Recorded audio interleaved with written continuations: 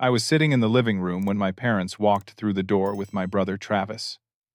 Their faces were cold as stone. Mom spoke first, her voice sharp with contempt. "Pack your things, Dallas. You have 12 hours to get out of this house." Dad stood beside her with his arms crossed, nodding in agreement.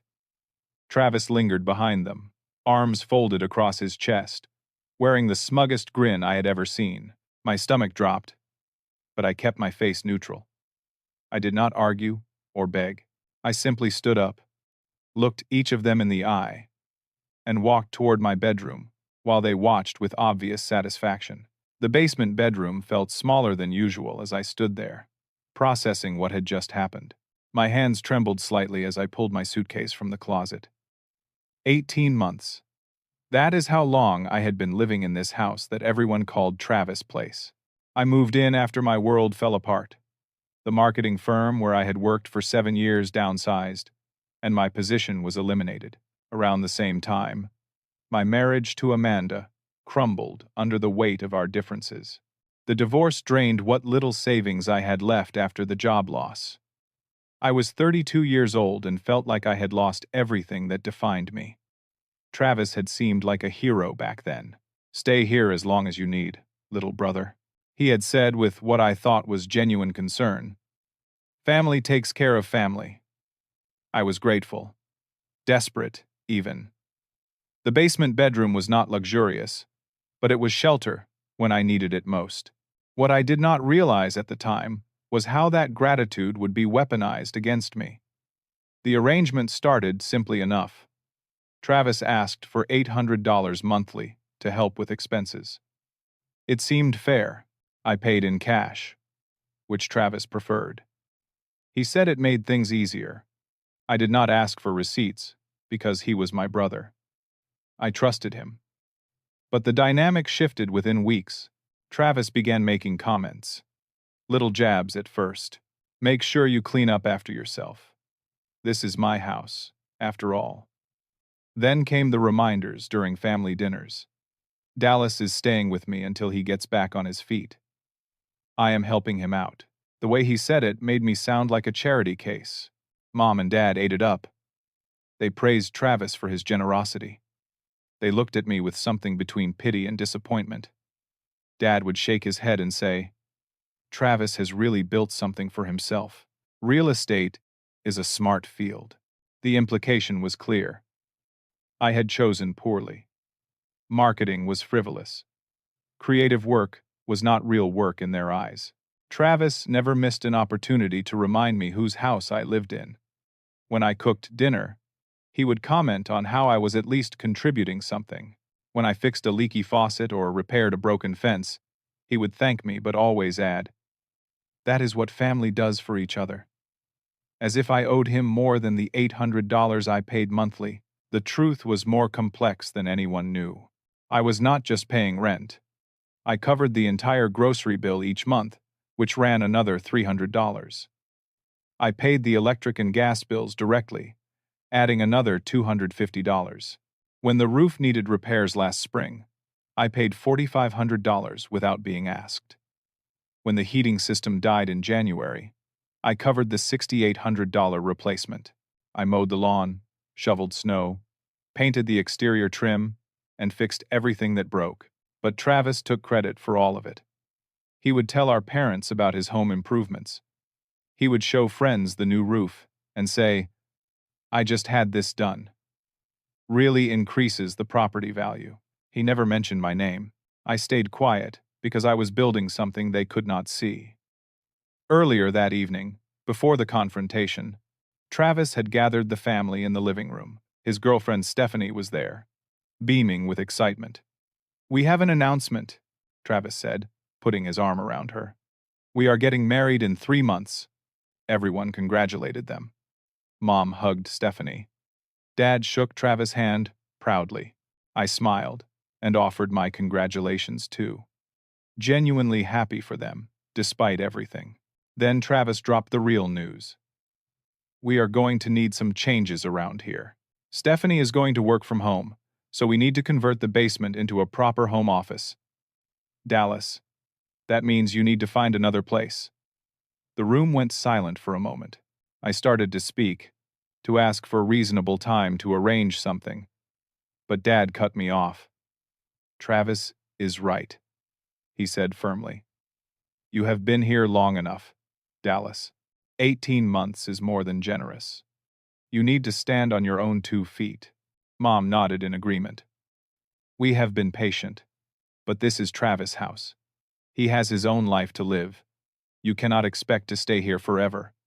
"I am not asking to stay forever," I tried to explain. "I just need a reasonable amount of time to find a place and move out properly." Travis shook his head. "We need to start renovations immediately. I am giving you 12 hours. That is more than fair. You should have been preparing for this anyway. 12 hours. I could not hide my shock. That is barely enough time to pack, let alone find an apartment.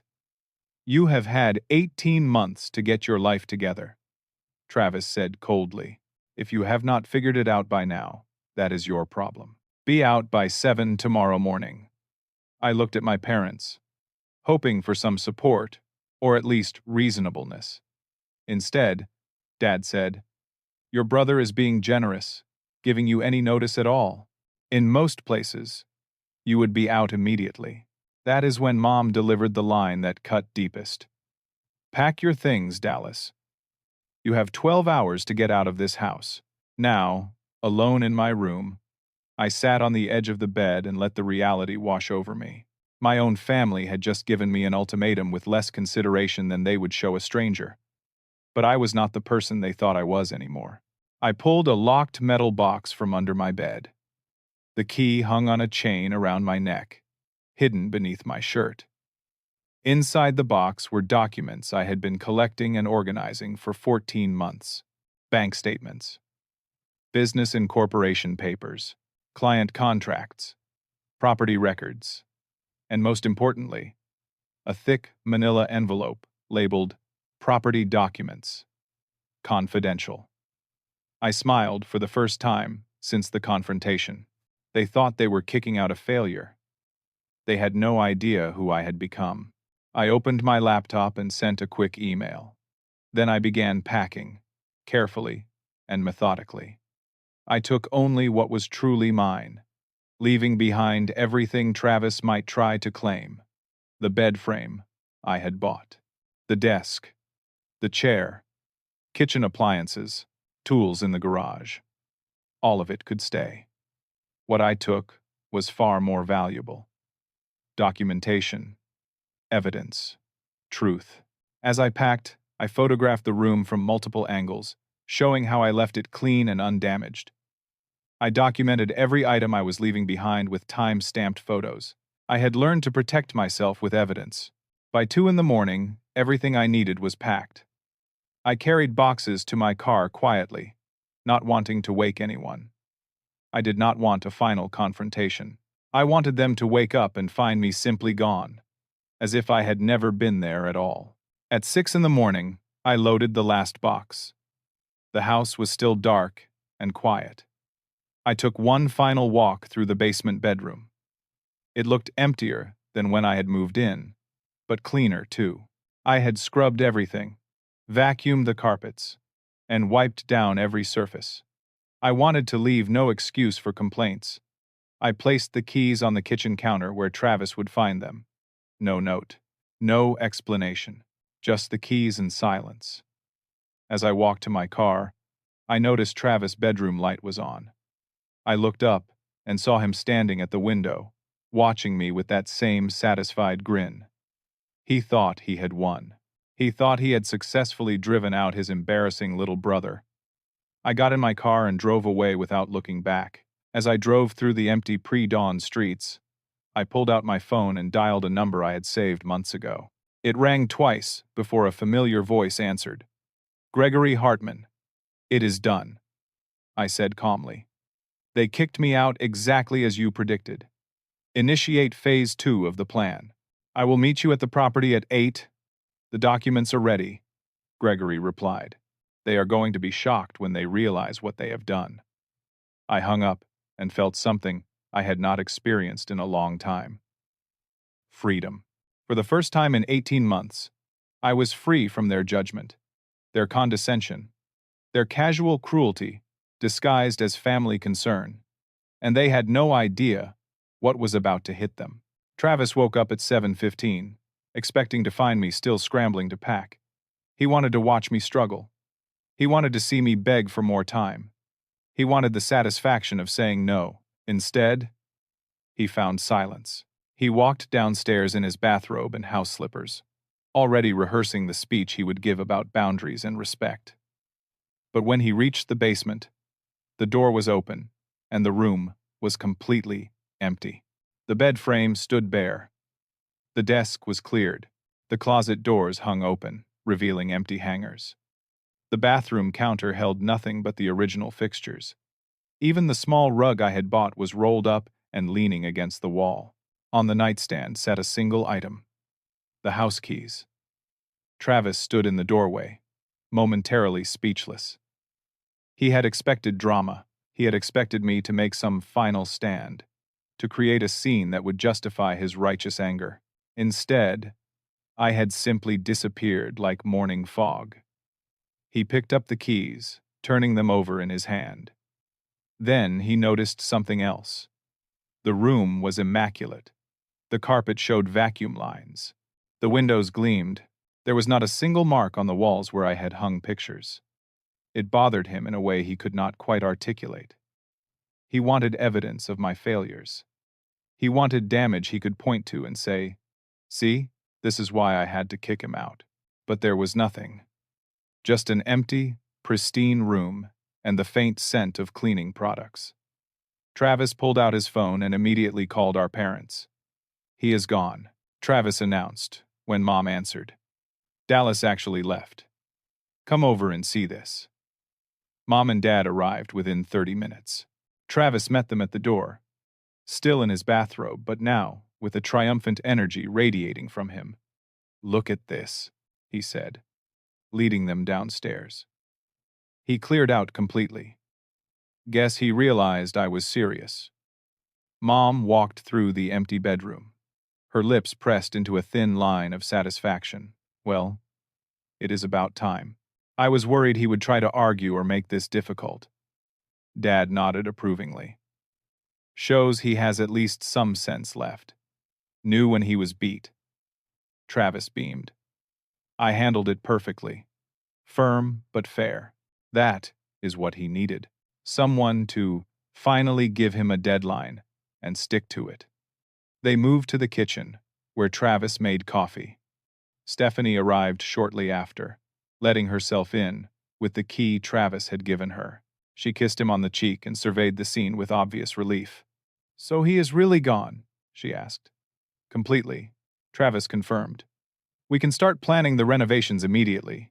I was thinking we could knock out that wall, expand the space, add some built-in shelving." Stephanie pulled out her phone, already scrolling through design ideas. "We should do a modern farmhouse aesthetic. Very trendy right now. We could probably get it done for around 15,000 if we are smart about it." Mom sat at the kitchen table, sipping her coffee. "You know, I am actually relieved. It was embarrassing having people ask about Dallas. I never knew what to say. How do you explain that your son is 32 and living in his brother's basement? You should have seen him at family gatherings," Dad added. Just sitting there quietly, while Travis talked about his real estate success. It was painful to watch, like he had just given up on life. Travis leaned against the counter, feeling vindicated. I gave him every chance. 18 months of chances. But you cannot help someone who will not help themselves. He made his choices, and they led him to my basement. I did my part. Now it is on him to figure things out.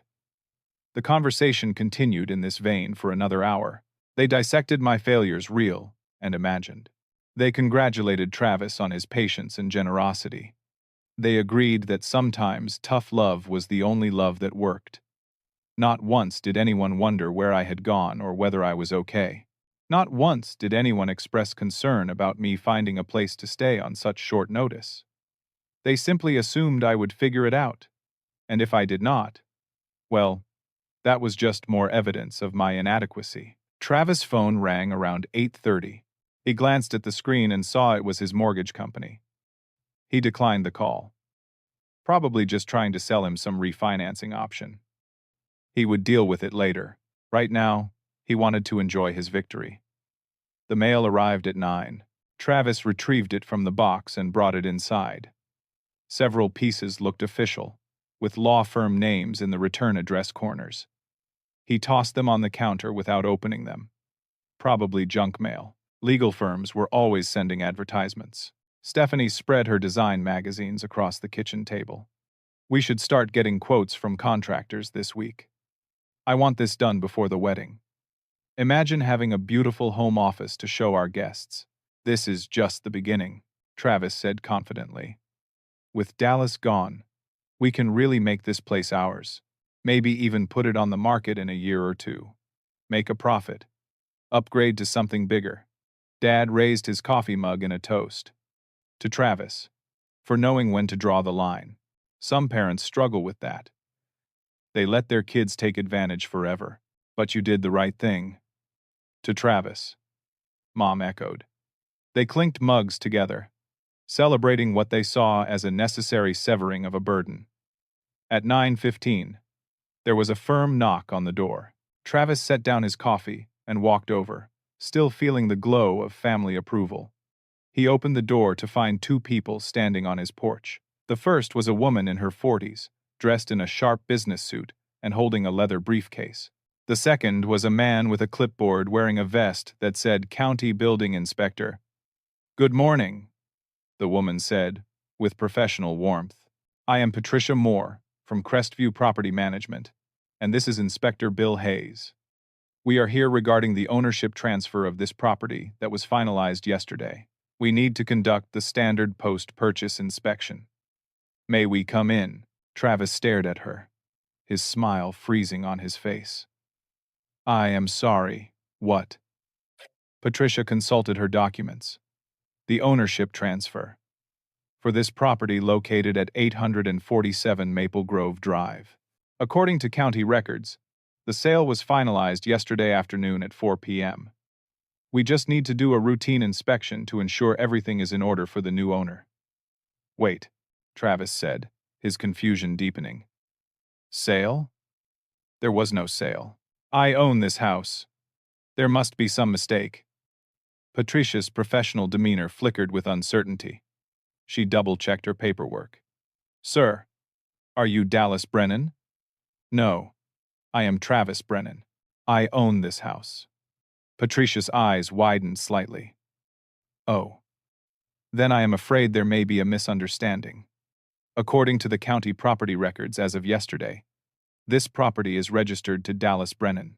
The title transfer was recorded at 1600 hours. The words hit Travis like a physical blow. "That is impossible. Dallas is my brother. He was just renting from me. He moved out this morning." "Renting." Patricia looked more confused. "Sir, our records show a completed lease-to-own agreement with final payment submitted yesterday. The property is now owned by Dallas Brennan." Mom appeared behind Travis in the doorway. "What is going on?" "They are saying Dallas owns this house," Travis said, his voice rising. "Which is insane." Dad joined them, followed by Stephanie. They all crowded around as Patricia carefully explained what her documents showed. A lease-to-own agreement, signed 18 months ago. Monthly payments of $800. A final balloon payment of $55,000, wired the previous afternoon. Total purchase price of $169,400. Travis' face drained of color. Memories began clicking into place. 18 months ago, his friend Marcus had approached him with what he called a creative financing opportunity. Marcus was a real estate agent who occasionally helped Travis with investment properties. "I have a client who wants to buy, but he needs special terms," Marcus had explained. "He has good income, but limited cash for a traditional mortgage right now. You get steady monthly income, plus a big payment at the end. The contract protects you completely. If he defaults, you keep everything and the property." Travis had seen it as easy money. $800 a month for letting someone live in a house he barely used. Marcus handled all the paperwork. Travis had signed where Marcus indicated, barely glancing at the fine print. He trusted Marcus. He had never once considered that the client was me. "Let me call my lawyer," Travis said, his hands shaking as he pulled out his phone. "Of course," Patricia said politely. "We will wait out here." Travis speed-dialed his attorney, a guy named Jordan who handled his real estate transactions. Jordan answered after 3 rings. "Travis, what can I do for you?"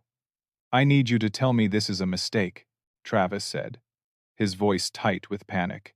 He explained the situation rapidly, words tumbling over each other. Jordan was quiet for a long moment. "Do you have a copy of the contract you signed?" "No. My friend Marcus handled it. But there is no way I sold my house to Dallas. He was renting from me. Travis, I need to see the actual document. Can you get a copy from the county recorder?" "Yes. But just tell me. Can they do this? Can Dallas actually own my house?" Jordan's sigh told Travis everything he needed to know before the words came. "If you signed a legitimate lease-to-own agreement, and all the terms were fulfilled, then yes. It would be completely legal. The property would belong to him, but I did not know what I was signing." "Did anyone force you to sign? Were you mentally incapacitated? Was there fraud?" "No, but Marcus said it was just a rental with benefits." "Travis, I am sorry, but if you signed a legal contract without reading it, that is on you. The law does not protect people from their own negligence. Get me a copy of that contract immediately. I will review it, but I need to be honest with you. If it is a valid lease to own and the payments were made, you probably do not have legal grounds to contest it."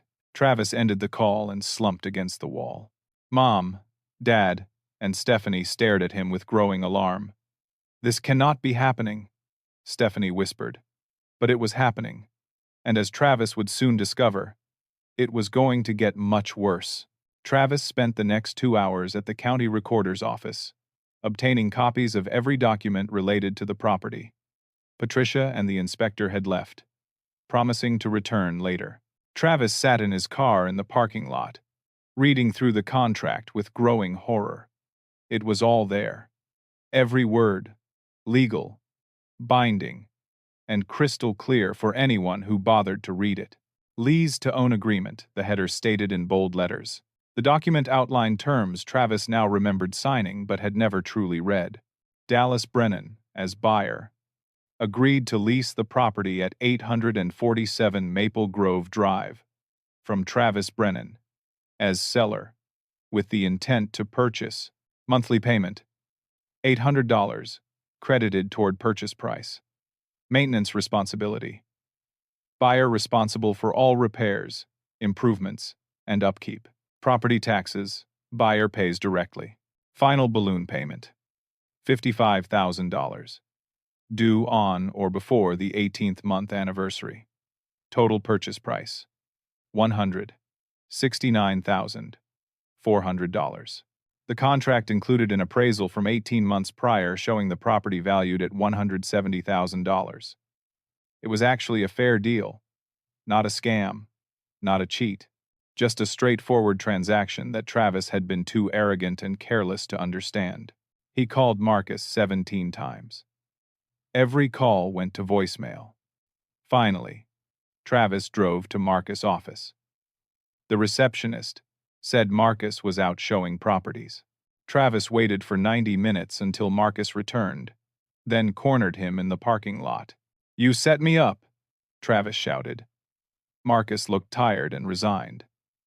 "I did not set you up, Travis. I facilitated a legal real estate transaction. Dallas came to me with proof of income and a business plan.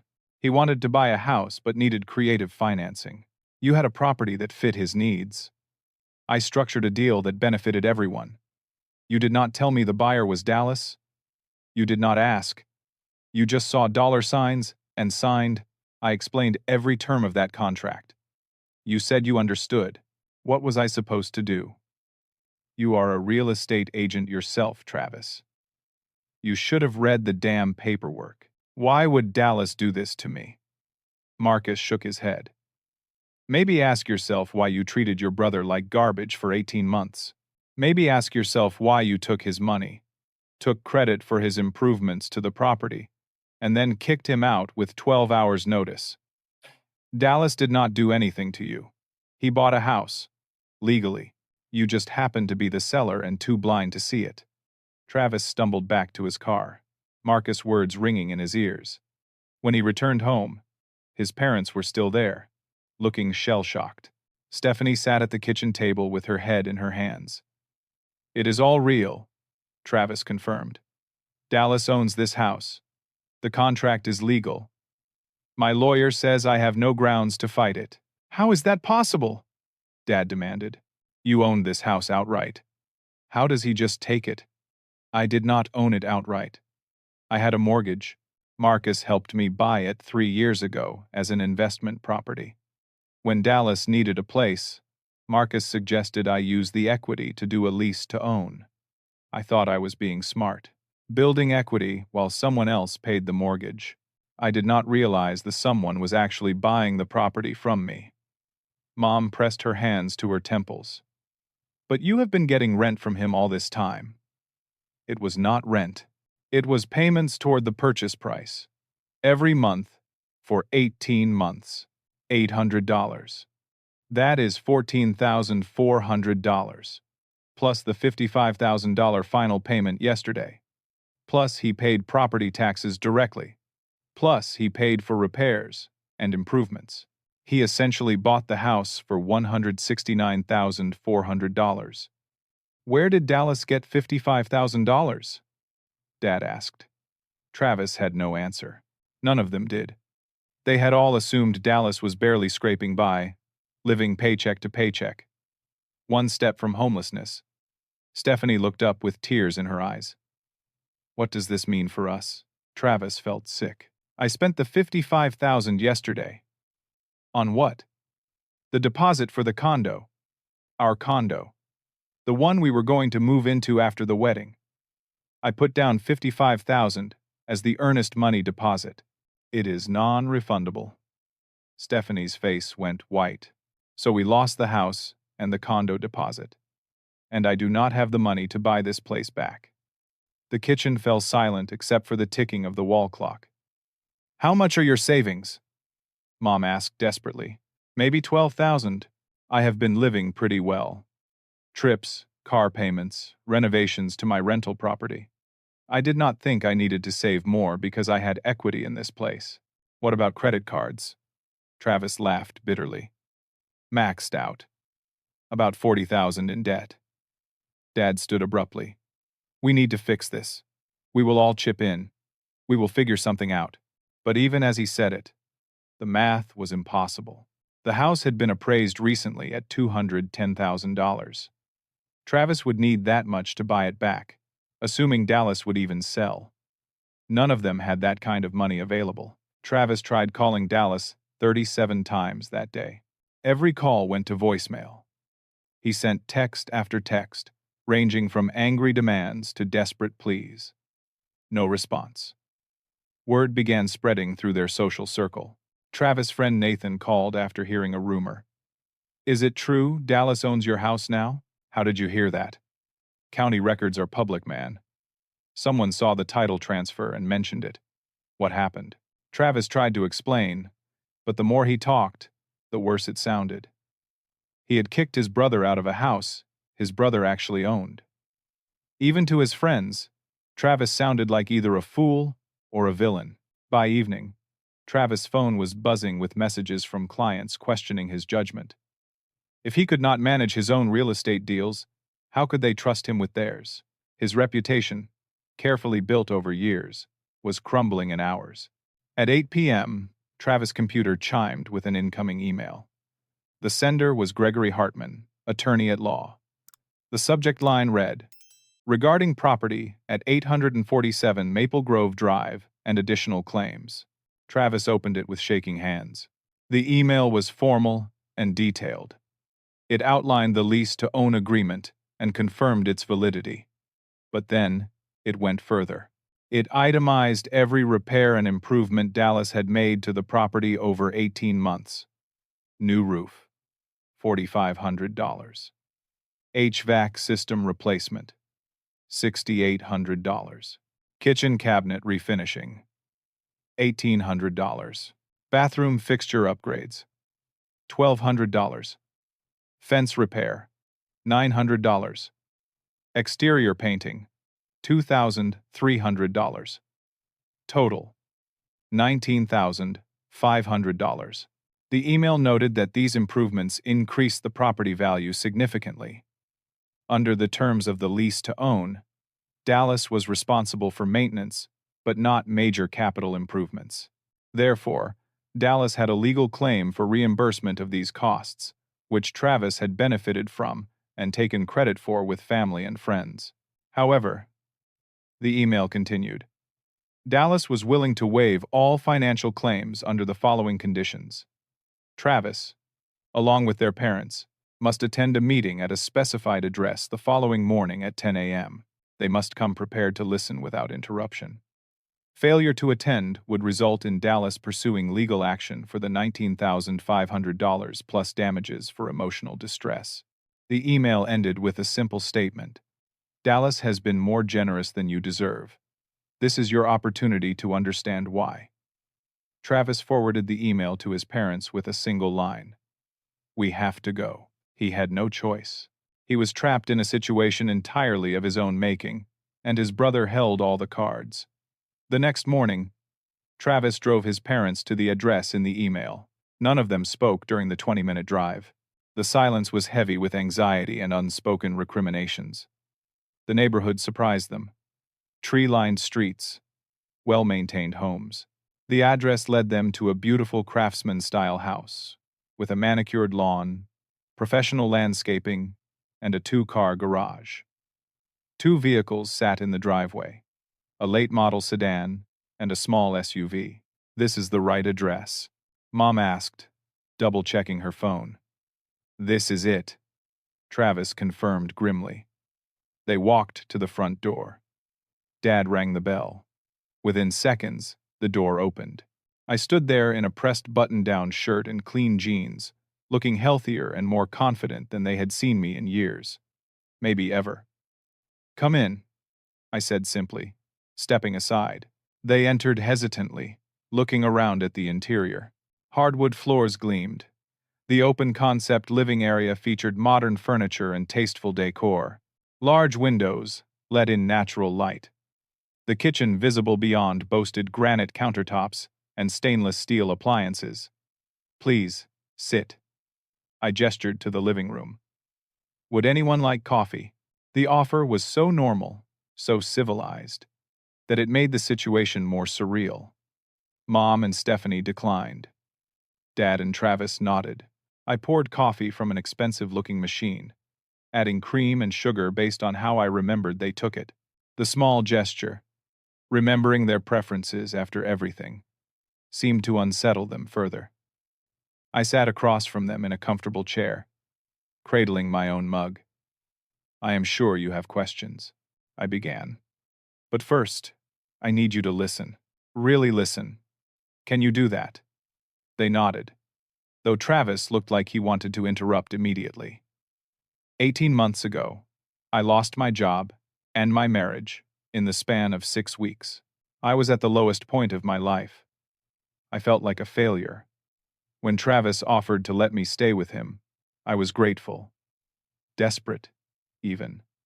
I paused, sipping my coffee. But that desperation made me vulnerable. And whether you meant to or not, all of you used that vulnerability against me. Travis charged me rent, which was fair, but he also charged me for utilities, groceries, and expected me to do all the maintenance and repairs. When I paid for a new roof out of my own pocket, Travis took credit for it. When I replaced the heating system, Travis bragged to neighbors about his home improvements. Travis opened his mouth, but I held up a hand. You agreed to listen. Do not interrupt. He closed his mouth, jaw clenched. But the money was not the worst part. It was the way you treated me.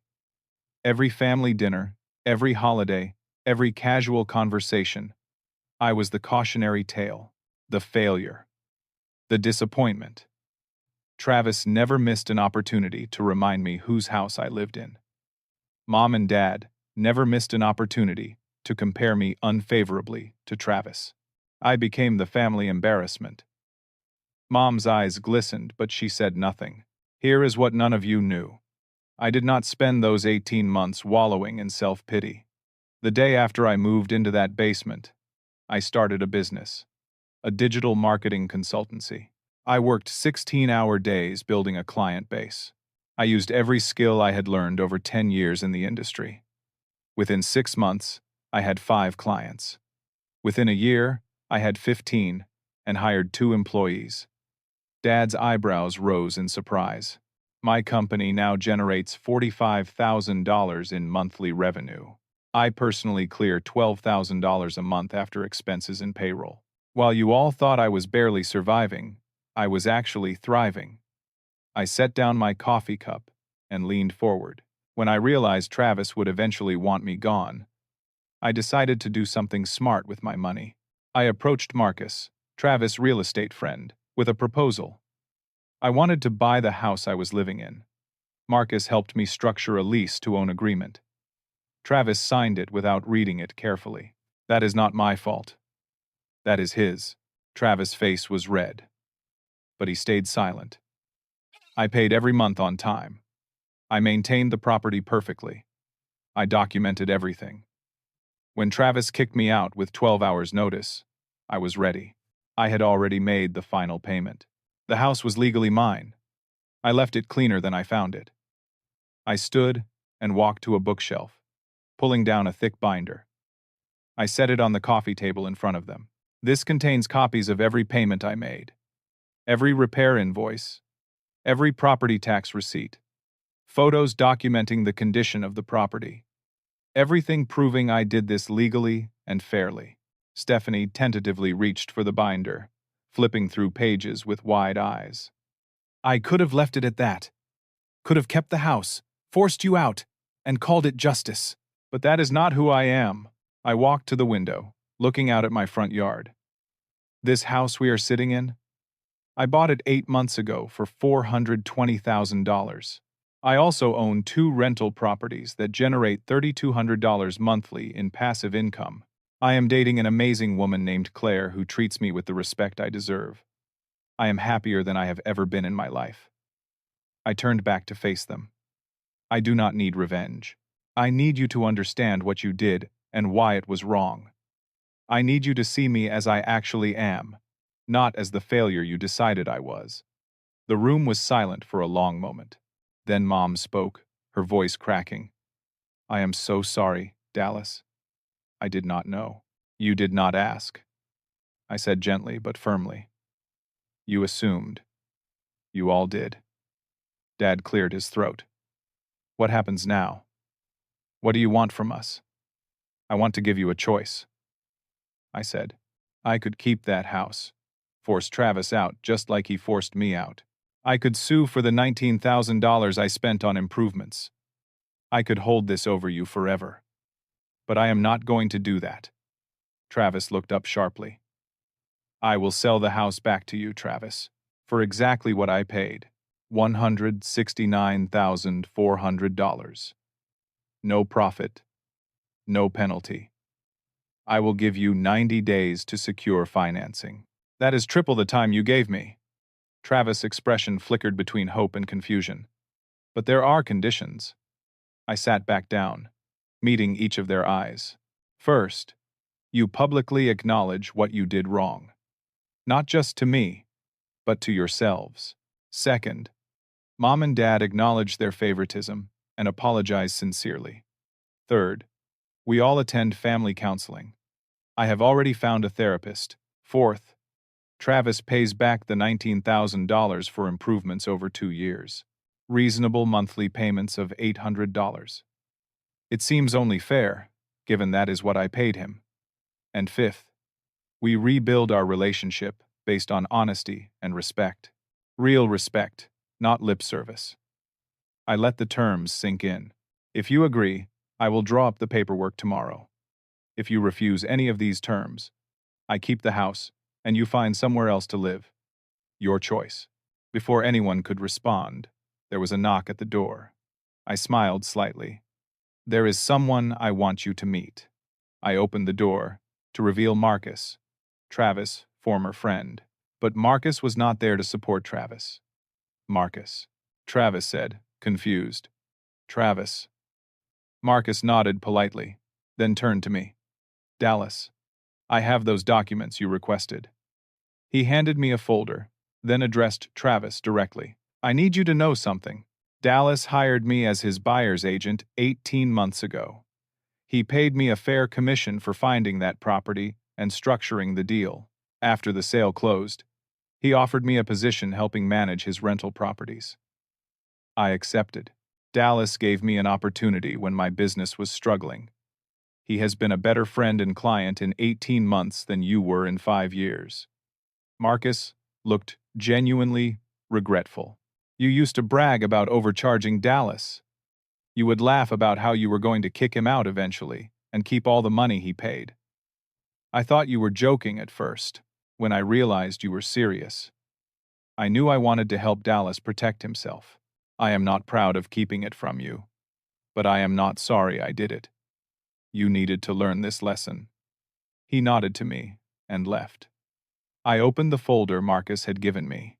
Inside were printed text messages, saved voicemails, and notes from conversations. Evidence of Travis' true character. His plans to exploit me.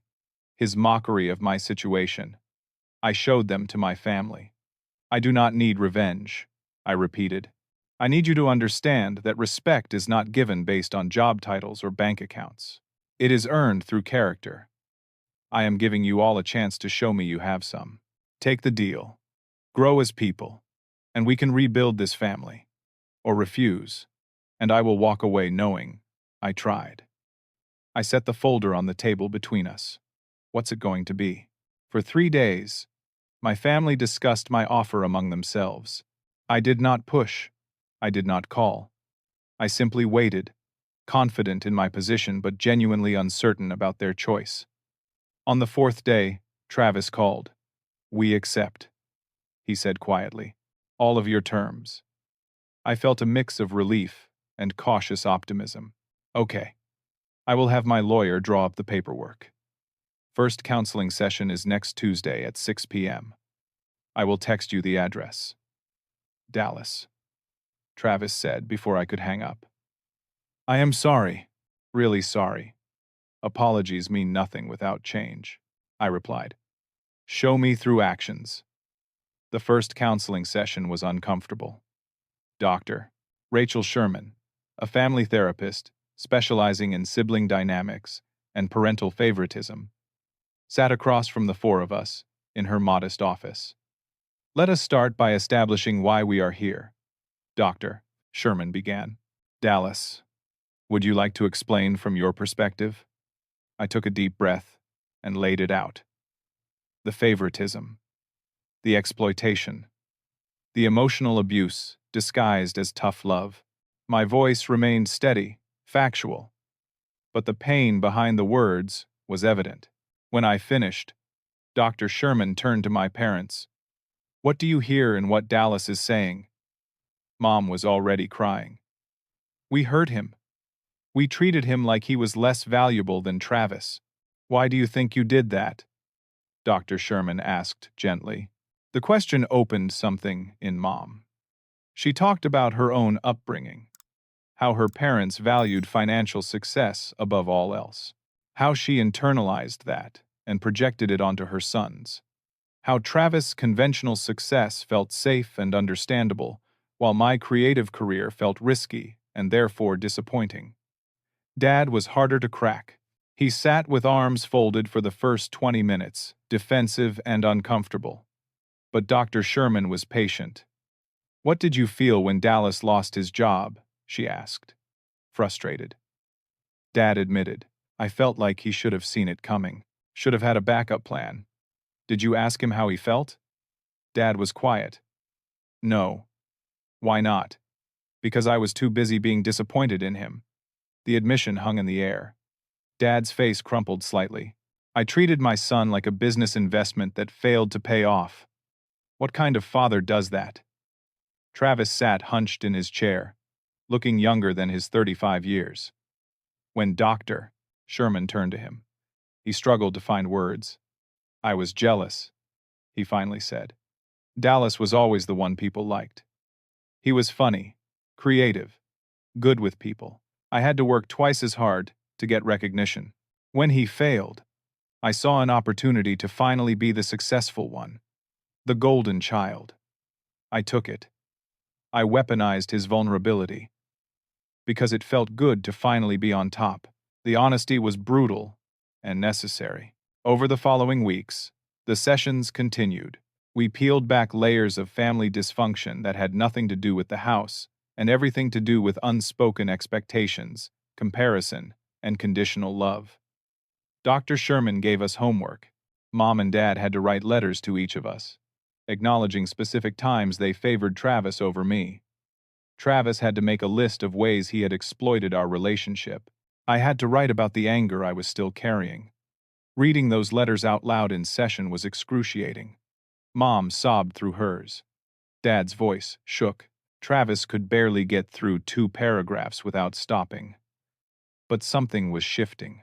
The performative family dynamics we had all played out for years were breaking down, revealing actual human beings underneath. Travis began therapy, individually, as well. He discovered he had based his entire self-worth on external validation, which made him fragile and defensive. When I succeeded, despite his efforts to keep me down, it threatened his entire identity. Meanwhile, Travis was working on securing financing for the house. He met with bank after bank, but his debt-to-income ratio was problematic.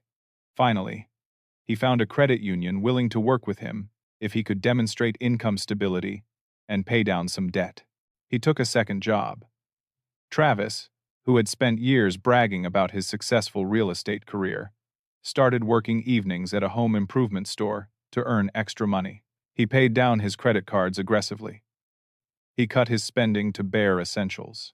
Every month, he made the $800 payment to me for the home improvements. He never missed one. Never asked for leniency. After 2 months of counseling, we had our first family dinner. Not at Travis' house or my place. Neutral territory. A restaurant downtown. It felt awkward at first. We were all hyper-aware of our words, careful not to fall into old patterns. But as the evening progressed, something different happened. Dad asked about my business with genuine interest. I explained how digital marketing worked, the clients I served, the team I was building. He listened without judgment or comparison. At one point, he said, "You built something from nothing. That takes real courage." It was the first time my father had ever praised my work directly. Mom asked to see pictures of Claire. I showed her photos from a hiking trip we had taken. Mom smiled warmly. "She looks at you the way someone should. Like you matter." Travis talked about his therapy insights, about recognizing his patterns, about learning to find value in himself beyond money and status. "I am not proud of who I was," he said, "but I am working on who I want to be."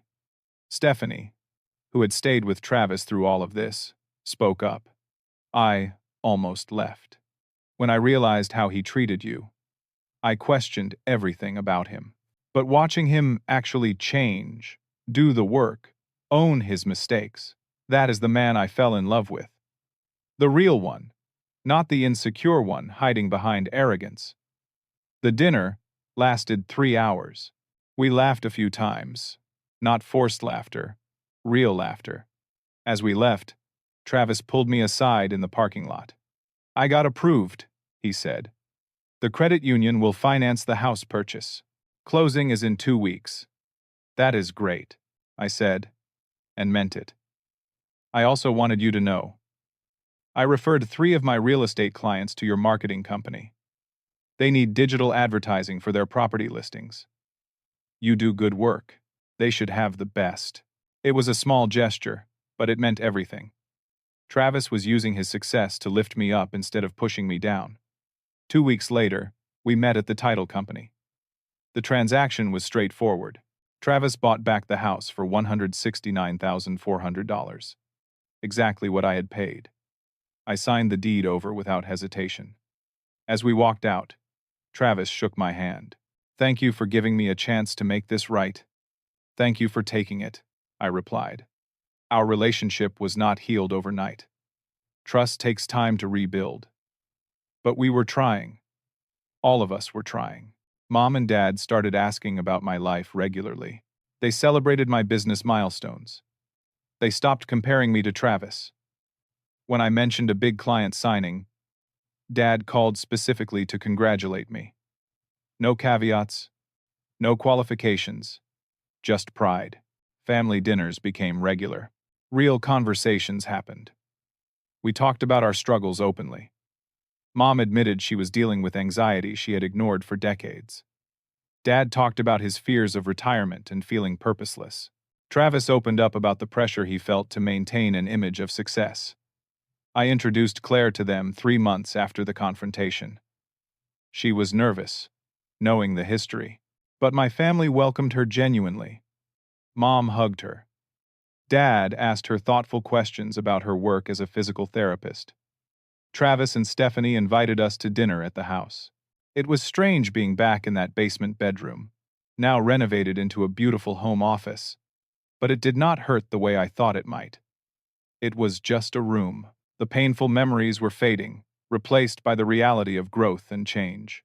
Travis and Stephanie's wedding took place on a perfect September afternoon.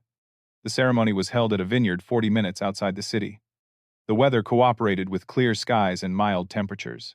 3 weeks before the wedding, Travis called me. "I have a question," he said, sounding nervous. "And I will completely understand if you say no." "What is it?" "Would you be a groomsman?" "I know that is a lot to ask, given everything, but you are my brother, the only brother I have, and I want you standing beside me." I considered it. Not long ago, the request would have felt like an insult, a performative gesture meant to show others that we were okay. But I knew Travis now in a way I had not before. I knew his genuine effort to change. "Yes," I said. "I will be there." The morning of the wedding, the groomsmen gathered in a suite at the vineyard. Travis was visibly nervous, adjusting his tie repeatedly. "You look good," I told him, straightening his collar. "I am terrified," he admitted. "Not of marrying Stephanie. That is the one thing I am sure about. But of being a good husband, of not repeating my mistakes." "You will make mistakes," I said honestly. "We all do. The difference is whether you own them and learn from them. You are doing that now. Stephanie sees it. We all see it." He nodded, taking a deep breath. "I do not deserve her, or this second chance with you. Maybe not. But you are trying to become someone who does. That counts for something." The ceremony was beautiful. Stephanie looked stunning in her dress. Travis' voice wavered as he said his vows, but the emotion behind them was real. When the officiant pronounced them married, the applause was genuine and warm. At the reception, I was asked to give a toast as a groomsman. I had written and rewritten it a dozen times, trying to find the right words. Standing up with everyone's eyes on me, I felt the weight of what I wanted to say. "I have known Travis my entire life," I began. "We grew up together, fought together, and somewhere along the way, lost sight of each other. Brothers can do that. They can get so caught up in competition, in proving something, that they forget what really matters." I looked at Travis, who was watching me intently. "This past year has been hard. There is no point pretending it was not. Travis and I had to learn some painful lessons about respect, about family, about what it means to truly value someone. But here is what I have learned. Family is not perfect. Family is messy and complicated. But if you are willing to do the hard work, if you are willing to be honest and own your mistakes, Family can heal. I raised my glass. Travis, you have shown me that people can change when they truly want to. You have shown me what accountability looks like. And Stephanie, you have shown us what loyalty means by staying through the hard part and believing in the man Travis is becoming. Marriage is going to challenge you both. You will hurt each other. You will disappoint each other. But if you face those moments with the same honesty and courage you have shown this year, you will be okay. To Travis and Stephanie, may your marriage be built on truth, respect, and the kind of love that makes you both better people. Everyone raised their glasses. Travis stood up and pulled me into a hug. His shoulders shook slightly, and I realized he was crying. "Thank you," he whispered, "for not giving up on me. We are brothers." I said simply, "That means something now." The reception continued with dancing, laughter, and celebration. Claire and I swirled on the dance floor. Mom and Dad looked happier than I had seen them in years, dancing together with genuine joy.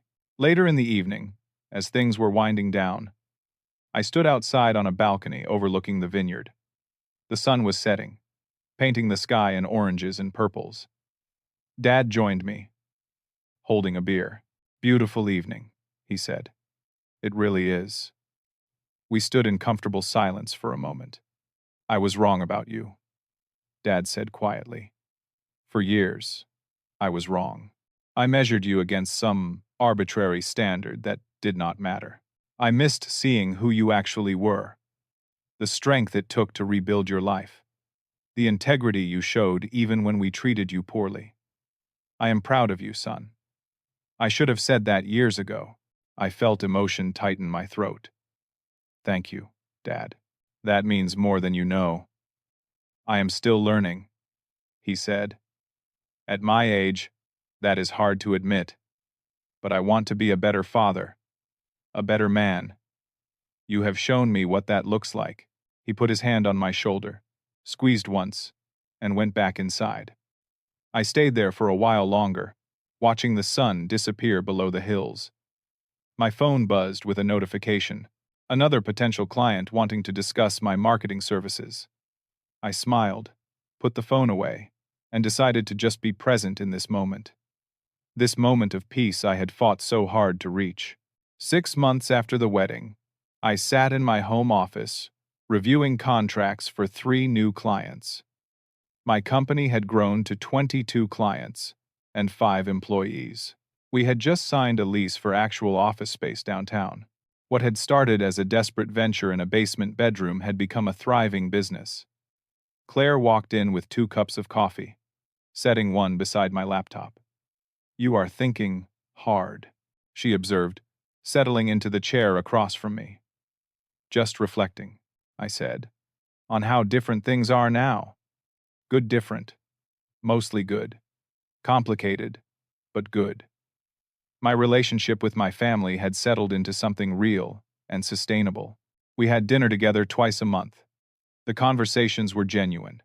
When conflicts arose, we addressed them directly, instead of letting them fester. Travis had become someone I could call when I needed advice about property management. We grabbed lunch every few weeks. He and Stephanie had started trying for a baby. He talked about wanting to be a better father than the example we were shown. Mom had started seeing a therapist individually. She was working through the anxiety and perfectionism that had driven her to project so much onto her children. She called me weekly, not to criticize or advise, but just to talk, to ask how I was doing, to share pieces of her own life. Dad had surprised everyone by taking up woodworking. He made furniture in his garage, beautiful pieces he gave as gifts. He had given Claire and me a handcrafted dining table that was now the centerpiece of our home. Creating something with his hands had given him purpose beyond career success. The house that had been the center of so much conflict now sat peacefully under Travis and Stephanie's care. They had finished the office renovation. They hosted family gatherings there without tension or resentment. I had moved forward in every way. My business continued to grow. Claire and I had talked about getting engaged. My rental properties were managed by Marcus, who had become a genuine friend. I had even reconnected with old colleagues from my previous career, networking and building connections. But the lessons from that year stayed with me. I learned that self-worth cannot be based on other people's opinions.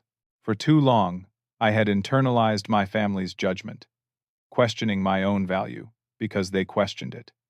Building my business in secret, proving myself to myself first, had been essential. I learned that documentation and preparation are powerful tools. When I knew the conflict with Travis was inevitable, I protected myself legally and financially. I gathered evidence. I planned ahead. That foresight had made all the difference. I learned that justice and revenge are different things. I could have destroyed Travis financially and emotionally. I could have kept the house and forced him into bankruptcy.